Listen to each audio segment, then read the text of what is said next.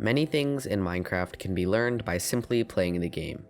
However, there are a few really useful features that are a little bit more hidden.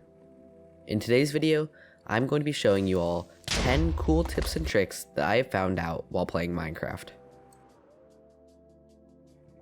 The first tip on this list is going to be how to jump out of liquids faster. Oftentimes when I'm building, I'll fall into water and I'm trying to place blocks underneath me, but it's kind of difficult. I have to kind of bob up and down multiple times, but there is a way to basically surpass this, and all you have to do is come up to the edge of a block, and when you jump, you're going to get a boost. So you'll see right here, I'm going to get a boost, but when I'm just in the regular water like this, it's a bit harder to place the blocks. This works even better with lava. Oftentimes when I fall into lava, I'm kind of like stuck in the middle of it, and I know that I won't be able to survive long enough to get to the edge here and jump out, so I want to try to place blocks underneath me. So I'm going to try to place them, but I can't really get the block down because when I jump out of lava, I can't jump high enough to get above the liquid. And so we can actually come over to the edge here and place the first block, and then all you have to do is lean up against the edge, move against it, so walk against the edge, and then you'll just be propelled upwards and you can escape the lava. So that's a good way to basically make it so that when you fall into lava, you don't die. So like even on the one block surface like this, you can still do it. And I know it might not be as useful, but if there's like lava walls that are this tall, all you have to do, put yourself up against the edge, and then you'll be able to get out really easily. Most people know that if you hit a mob or enemy or a player while you're falling, you will deal a critical hit, and you'll see right there the critical particles. If you didn't know that, bonus tip. However, it's a little bit less known that you can actually deal critical hits while you're in water. So most people will just hit the mob like this without a critical hit, but you can actually deal a critical hit by hitting the mob while you're falling like this. And this is a good way to deal a little bit of extra damage when you're in water, and it's actually really useful against Endermen, because if you didn't know, Endermen won't come into the water, so one way to kill them is to jump into water and then hit them, and you can actually speed up the killing process by dealing these critical hits. And it is a little bit difficult. You have to make sure that you kind of get the timing right, but once you get a little bit more practice at it, you can get a good amount of critical hits and deal a lot of extra damage. When a shulker bullet hits a player, it will give the player a levitation debuff. Basically, this means that you're going to go slowly floating up to the sky before plummeting to your doom. The good thing is that there's actually a way to negate this levitation effect. All you have to do is be in water. So you can stand in water and it will basically cancel out the debuff. And you can see in the top right corner, I actually do still have levitation, but it is not doing anything to me. I can just kind of stay in this water, kind of chill out, and I'm pretty much safe. And just to prove that I do actually have the levitation debuff, here it is right now. I'm floating up into the air, and now I am falling. In previous versions, you could do this with the elytra as well, just basically negate the levitation effect, but that is no longer a feature of the game, and basically this is pretty easy as well. Just bring a water bucket with you when you're end busting, and you're safe from the levitation. The final tip on this list that has to do with liquids is how to see under water and lava. So it's pretty simple. I'm going to stand on this block right here, kind of in the middle of the lava lake, and all I have to do is align my view so that I am in between the surface and the lava. And you'll see when I do this, I can perfectly see under the lava, and it's a little bit hard to do, especially if you have a hard sensitivity, but it can be done. And if you're caving or if you're in a lava ocean, you can find ancient breeze or even diamonds down there. This can also be done with water, and it's pretty simple. All you have to do is align your view the same way with the lava, and although you don't get the same perfect vision, you do get pretty close, and it's actually not as lit up because water is not a light source. But this is really useful if you're like speedrunning and you're trying to find like a buried treasure or an ocean monument and you want to see under the water really easily. And you can even find some diamonds, though you probably could still see them if you're on the surface. If you have a lot of ender pearls and want to make a secret base, or you want to sneak into someone else's base, then this is going to be a pretty useful trick for you.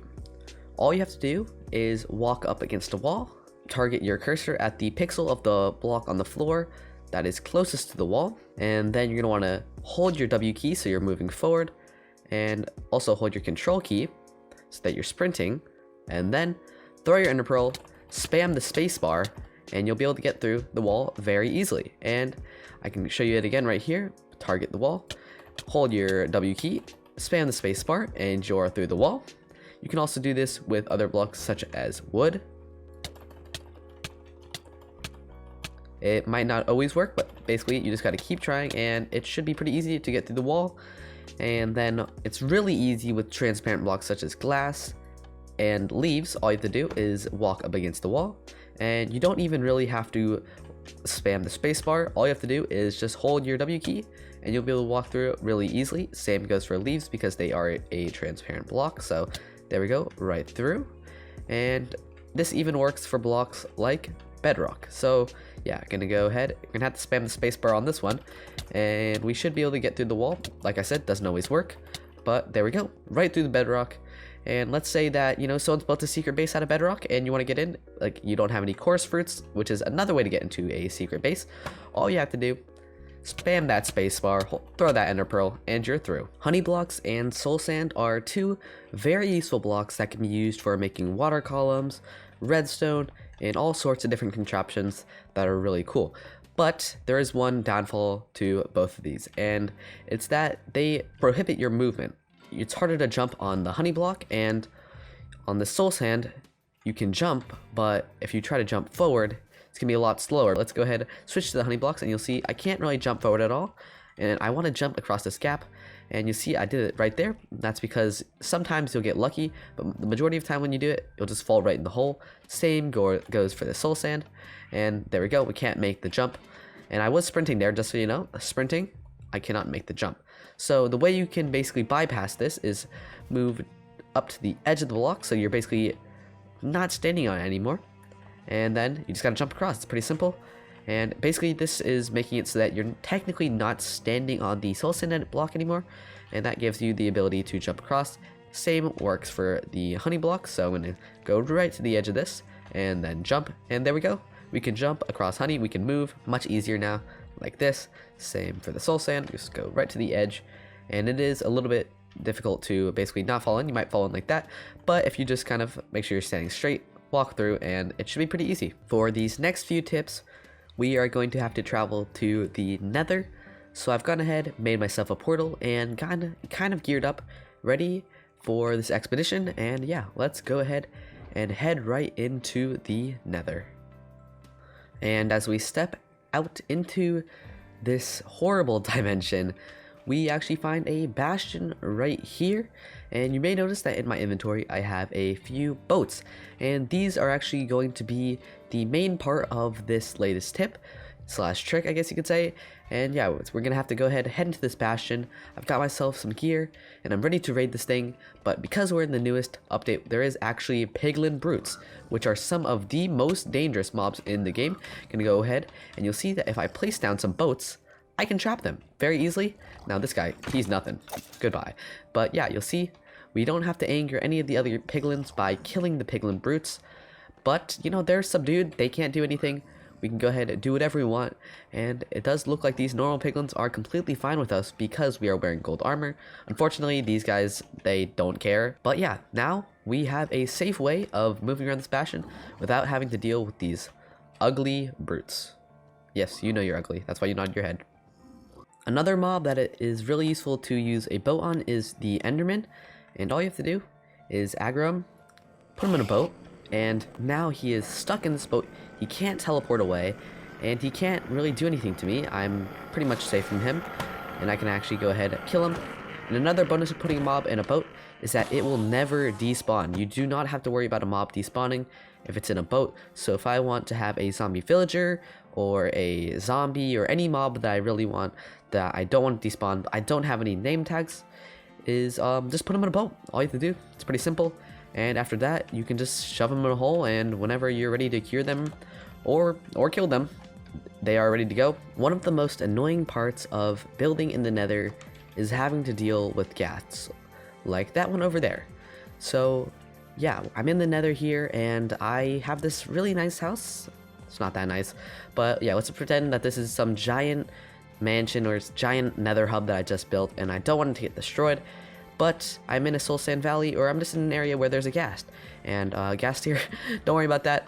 But yeah, I don't want this thing to get destroyed, but I don't want to cover it in like a cobblestone wall, or I don't want to make any like giant blast proof walls around it.